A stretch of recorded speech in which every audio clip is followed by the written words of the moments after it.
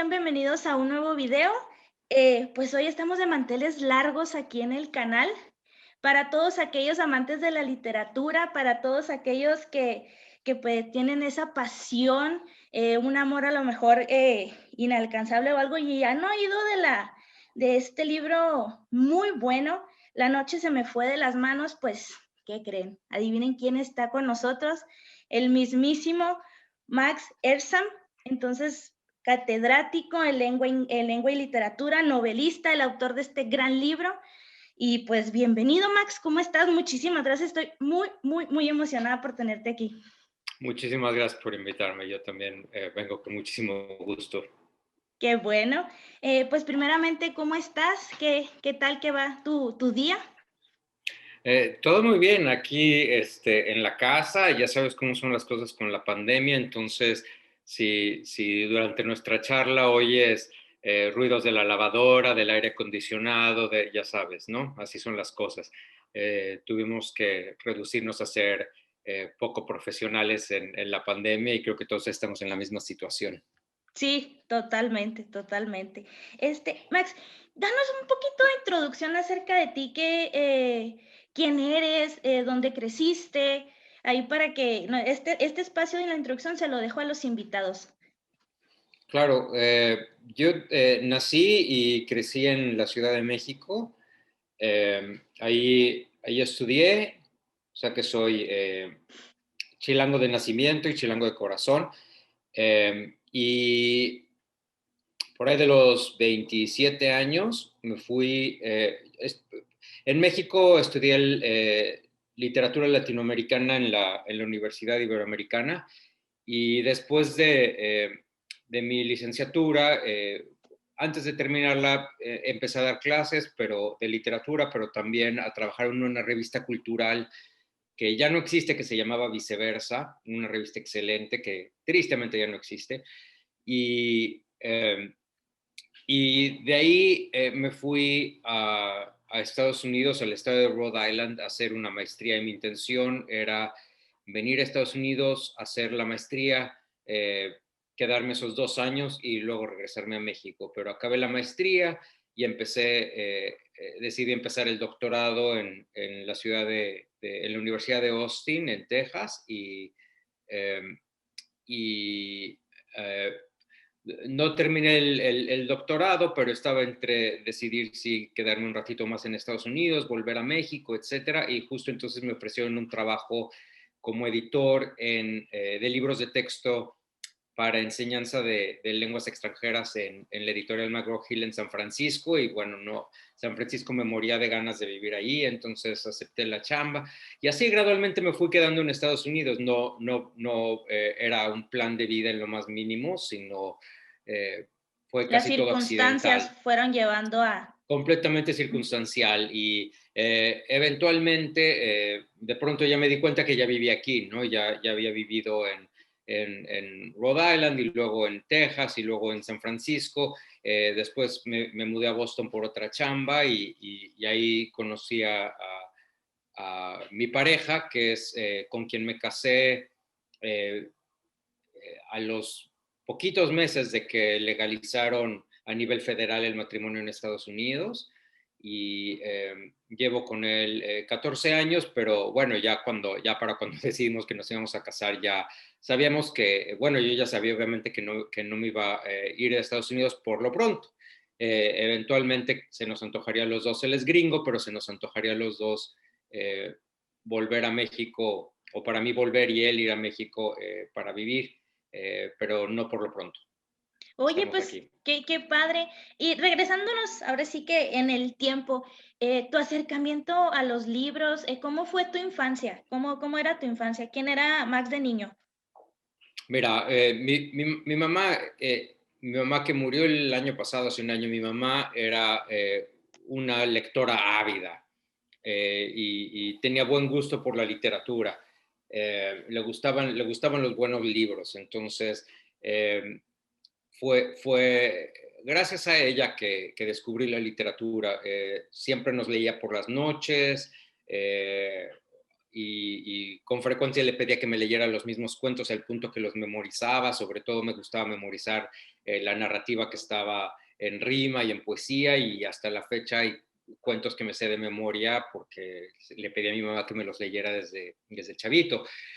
Y mi mamá afortunadamente no creía en la censura, entonces me empezó a leer cuentos de Oscar Wilde, que no son cuentos propiamente De niños. escritos para niños, Sí, pero me los empezó a leer y me enamoré de la literatura de Oscar Wilde. Incluso leí El retrato de Dorian Gray en su momento sin entender cuál era el verdadero contexto de los personajes, ¿no? Me pareció una historia interesantísima, pero no entendía yo cómo es que adultos varones sentían celos uno del otro y cosas por el estilo, por la supuesta amistad, ¿no? Entre claro. ellos. Entonces, hasta muchos años después que volví a leerla, dije, ya entiendo de qué se trata esta novela.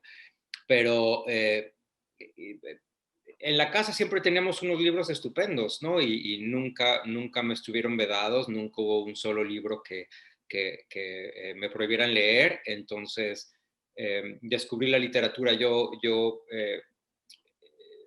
como una parte natural de la vida, y empecé indiscriminadamente a leer autores de todos los tiempos y de todo género.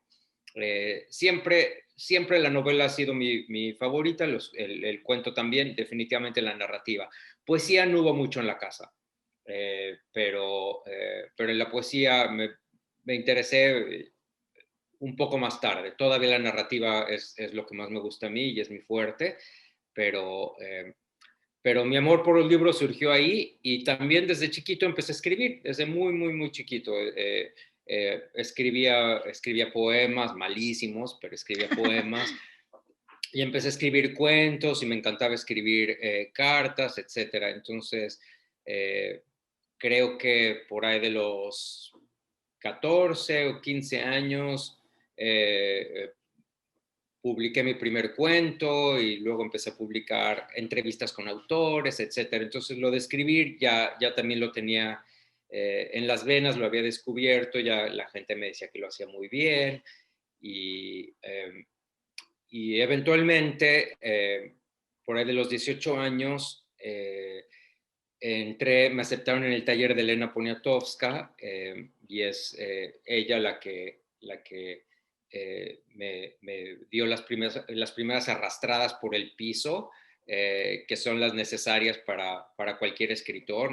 Todo el mundo necesita un editor, y ella fue la primera que me metió unas buenas regañizas y me enseñó eh, sobre lo que uno podía escribir auténticamente, ¿no?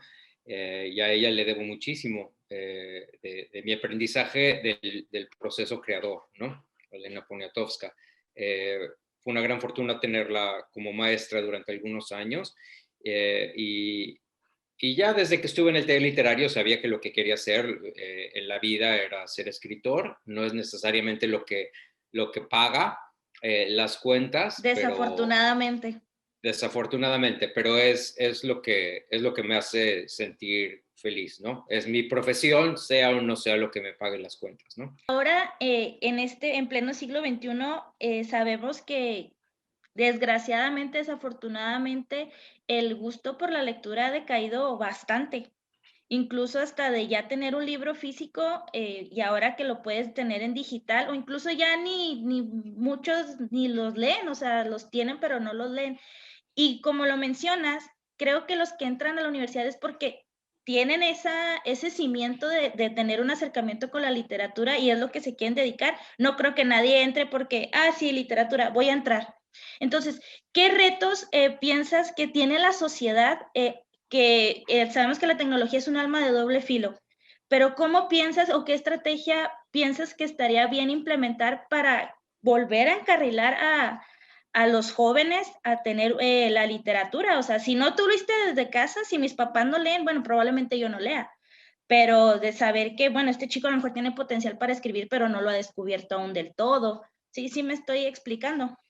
Sí, bueno, si los padres no le inculcan a sus hijos el amor por las artes, dependería de las escuelas de hacerlo, ¿no? El caso es darle el énfasis necesario a las artes, el énfasis que merecen, ¿no? Yo hace mucho no reviso cuáles son los temarios de la Secretaría de Educación Pública. Yo recuerdo cuando estaba en la primaria y en la secundaria, que las lecturas que nos daban no eran las apropiadas para esa edad, ¿no? Es decir, la entrada a la literatura a través de El Cantar del Mío Cid me parece equivocadísima, no porque no sea un buen libro, sino porque no es un libro que pueda disfrutar una persona que no tiene un mayor entendimiento de la literatura o del contexto histórico y de todo lo demás. En consecuencia, creo que los temarios deberían de revisarse de forma tal que los niños y adolescentes estén leyendo libros que sean más apropiados para su edad. Acordes. Claro, exactamente. Bajo riesgo de tener que posponer la lectura de autores gigantescos, incluso como Gabriel García Márquez, ¿sí? Leer Cien años de soledad a los 14 años, 15 años, no creo que sea, no creo que sea indicado para una persona que apenas está iniciando por el placer de la literatura, porque no le va a agarrar, no lo va a Exacto. disfrutar y va a tener el efecto contrario, ¿no? No existan adolescentes de 14 y 15 años que no puedan leer 100 años de soledad y disfrutarlo, pero son una minoría. Claro. Son aquellos que ya tienen antecedentes literarios. Entonces, creo, si es que los temarios de la SEP siguen siendo los mismos o siguen siendo similares, creo que habría que empezar por revisarlos y empezar a inculcar la lectura de libros adecuados para cada edad y que puedan verdaderamente despertar el interés por la lectura y no tener exactamente las consecuencias opuestas, ¿no? Que leer un libro parezca un castigo, cuando que en realidad tener el Eso sí tiempo, es leer un cierto, sí libro, es ¿no? cierto. Leer un libro es un privilegio, ¿no? Pero si te están obligando a leer eh, eh, Mariano Azuela a una edad a la que no te interesa leer eso, pues obviamente se siente como un castigo, ¿no? Y si luego te lo ponen en un examen, etcétera. Entonces, no me parece que sea la forma adecuada de acercar a una persona a las artes, a ningún tipo de arte, no nada más la literatura. Totalmente. Y fíjate que mencionas algo muy, muy interesante y muy cierto. Para todo, para todas las etapas hay las cosas adecuadas acordes a. En mi caso, déjate comparto así rápidamente, mi primer libro me lo regalaron. Yo salí del kinder leyendo, pero pues es gracias a mis papás. Entonces, eh, cuando yo entro a la primaria, mi papá me regala la versión reducida y sin dibujos, cabe mencionar, sin dibujos, de Los Tres Mosqueteros, Ah, qué bien. Uh-huh. un librito. Y me pone una dedicatoria a mi papá, que espera que a partir de ese libro yo le tome gusto a la lectura y que me augura un mar de emociones y de conocimientos muy amplios a partir de ese libro. Entonces, y la verdad, como lo mencionas, mi papá nunca me obligó a leer, ni mucho menos, y un saludo a mi papá porque siempre me ve. Nunca me obligó a leer, ni mucho menos, pero siempre, mira, lee este libro. Mira, aquí está este libro, y como siempre, y mi papá le encanta leer, pero como siempre fue como, pues, como recomendarte, no sé, una película, como recomendarte una canción, él lo hacía conmigo con los libros. Entonces, Claro, en eso consiste exactamente, ¿no? En despertar el interés, que es lo que hizo él, despertó el interés y una vez que sabías que la literatura existía y todo lo que te podía ofrecer, el mundo es infinito, ¿no? El mundo literario y todo lo que puedes conseguir a través de la lectura, ya te corresponde a ti continuarlo, ¿no? Pero tu padre hizo bien, que fue inculcarte el placer de la lectura a través de la curiosidad con una historia sensacional, que es la de los Tres Mosqueteros, ¿no? Y apropiada para cualquier edad, porque es una historia de aventuras magnífica. Entonces, me parece una técnica excelente, mucho mejor que la técnica de obligar a alumnos a leer textos que no van a entender y no van a disfrutar y van a sentir que son punitivos, ¿no? Más que causa de placer. Claro, y aparte también creo que por mi edad y por aquel entonces, pues iba a entrar a la primaria, o sea, 5 o 6 años, y creo que la versión reducida son que como 200 páginas, algo así, está muy, muy chiquito, pues súper digerible. Ujú. O sea, yo me acuerdo que sí me lo aventé como en un mes porque pues aún así no lees de corrido, pero maravilloso, la verdad. Y, oye, Max, y platícanos acerca de tu gran libro, La noche se me fue de las manos. Y ahora sí, como dice Jack el Destripador, por partes, o sea, de dónde nace? O sea, cómo empieza, cómo se concibe este libro? Mira, yo trabajé, como te mencioné, para la editorial McGraw-Hill haciendo libros de enseñanza de lenguas, de enseñanza del español en Estados Unidos a nivel universitario. Y durante estos años de editor, me daba risa cómo se armaban los libros con base a personajes bastante estereotipados del mundo hispano, en que tenían diálogos completamente absurdos que nadie tiene en la vida real, pero que trataban de ilustrar un tiempo gramatical específico, ¿no? Entonces, cuando tú estás enseñando español, siempre empiezas por lo más inmediato, que es el presente de indicativo, ¿no? Es el ahorita. Entonces, en los diálogos, los personajes dicen cosas que son inmediatas y del presente tengan lógica en el diálogo, no. Por ejemplo, bebo agua, voy a la cafetería, ¿no? Y ese es el alcance de todo lo que pueden hablar porque están hablando en el presente nada más. Eventualmente empiezan a estudiar los tiempos pasados, el pretérito, el imperfecto, los tiempos compuestos, etcétera. Y hacia el final, los tiempos más abstractos que son el condicional y el futuro. Entonces, cada vez los diálogos se van haciendo un poquitín más complejos. Pero se me ocurrió a mí, cuando ya estaba trabajando ahí hace muchísimos años, se me ocurrió la idea de escribir una novela sobre un editor de libros de textos cuya cuya vida personal más o menos se desarrollara de la misma forma, ¿no?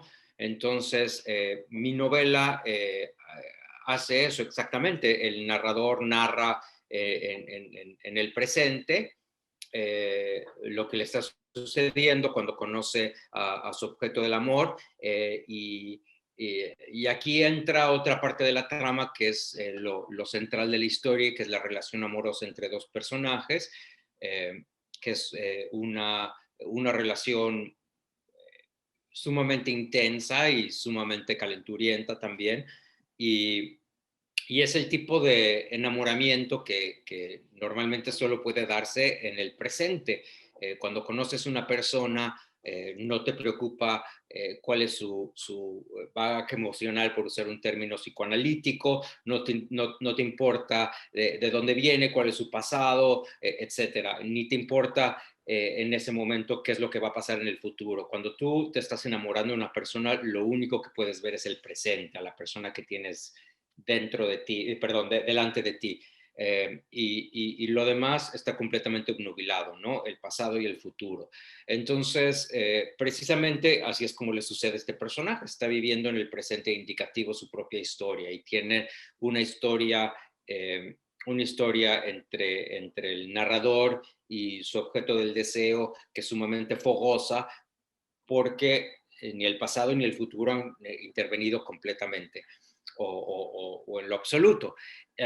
Y llega un momento en la historia en que el pasado de los personajes empieza ya a intervenir en la relación. Uno de los personajes fue abusado sexualmente de niño, el otro de los personajes viene de una familia católica mexicana, el narrador, donde no lo aceptan por ser gay, entonces ya este tipo de problemas con respecto a su pasado empiezan a interferir entonces en la relación en el presente. Ya cuando el pasado entra en la historia, comienzan las inseguridades, el abuso del consumo de drogas, utilizar el sexo como una herramienta de evasión, etcétera.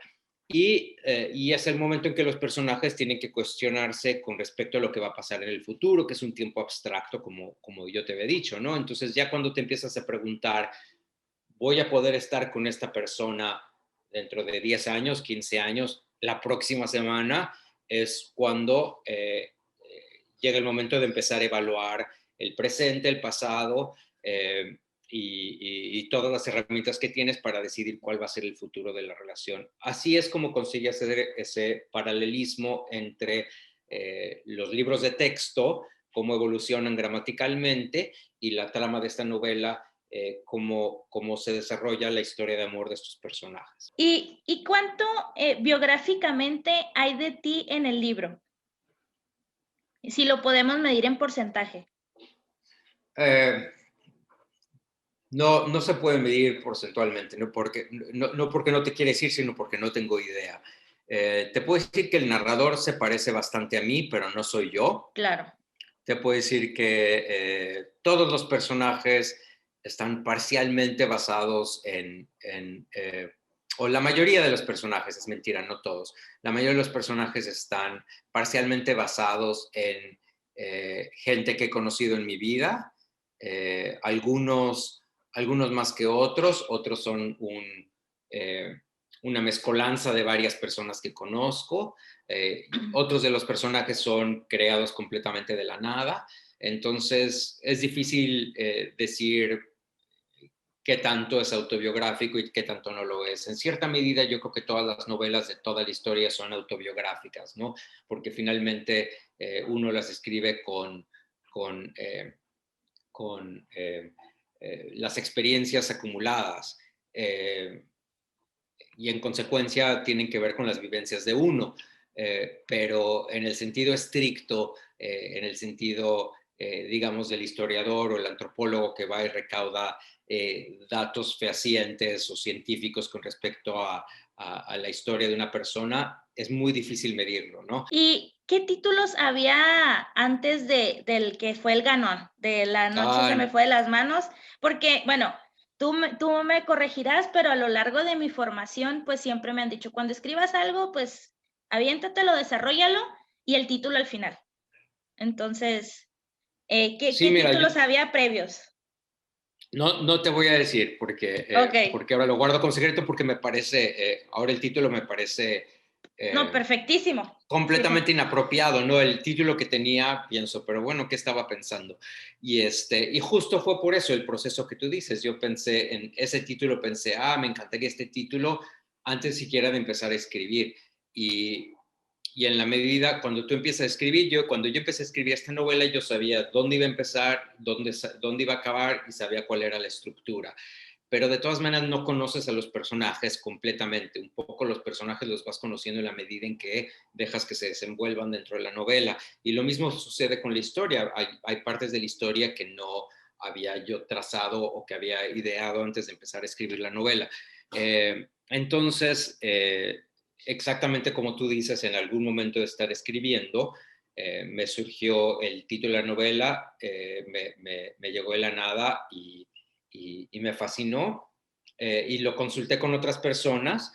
De los 3 lectores que te dije que leyeron mi manuscrito antes de que lo enviara el editorial, a 2 les gustó mucho el título, a la otra persona no le gustó, pero decidí quedármelo porque me pareció adecuado, me pareció poético y porque se presta a varias interpretaciones, además. pero mira, Max, ya casi vamos a terminar Mm. y aquí tenemos una pequeña tradición en el canal. A ver. Trata es lo primero que se te venga a la mente, responder de una manera rápida. Uy, soy malísimo por estas cosas, pero bueno, vamos a ver. Vamos a intentarlo, ¿te parece? Me parece muy bien. Sale. ¿Verano o invierno? Invierno. ¿Héroes o villanos? Villanos. ¿Tacos o hamburguesa?